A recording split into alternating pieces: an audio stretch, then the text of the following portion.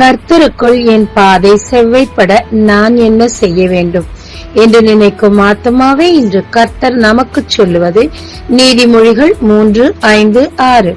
உன் சுய புத்தியின் மேல் சாயாமல் உன் முழு இருதயத்தோடும் கர்த்தரிடத்தில் நம்பிக்கையாயிருந்து உன் வழிகளில் எல்லாம் அவரை நினைத்துக்கொள்.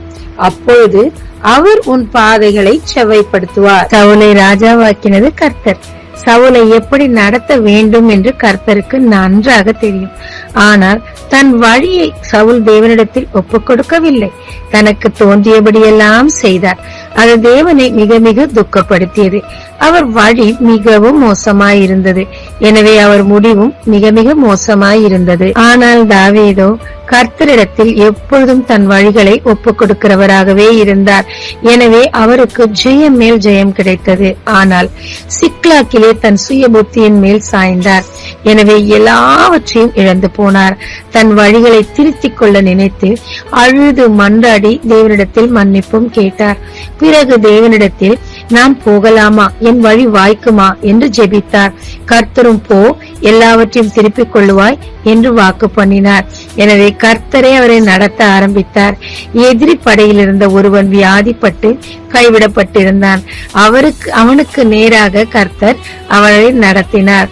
அவன் சரியான பாதையில் அவர்களை கொண்டு போய் எதிரி இருக்கும் இடத்தை காண்பித்தான். அங்கு தாவீதுக்கு மிகப்பெரிய ஜெயம் கிடைத்தது. இழந்த எல்லாவற்றையும் திருப்பிக் கொண்டார். அவர் வழி உத்தமமாய் இருந்தபடியினால் அவர் முடிவும் சம்பூர்ணமாய் இருந்தது. ஆமாங்க, நாளை என்ன நடக்க போகுது அப்படின்னு நமக்கு தெரியாது. மனுஷனுடைய வழிகள் எல்லாம் கன்னிகளை கொண்டு வந்து சேர்க்கோங்க. நம் சுய புத்தியில் சாயாம தேவனிடத்தில் நம் வழிகளை ஒப்பு கொடுத்து அவரிடத்தில் ஆலோசனை நாம் கேட்கும் போது கர்த்தரும் நம்மை செவ்வையாக நடத்துவாருங்க. ஆரம்பம் எவ்வளவு அற்பமாய் இருந்தாலும் முடிவை சம்பூர்ணமாய் நடத்த கர்த்தருக்கு மட்டும்தாங்க தெரியும்.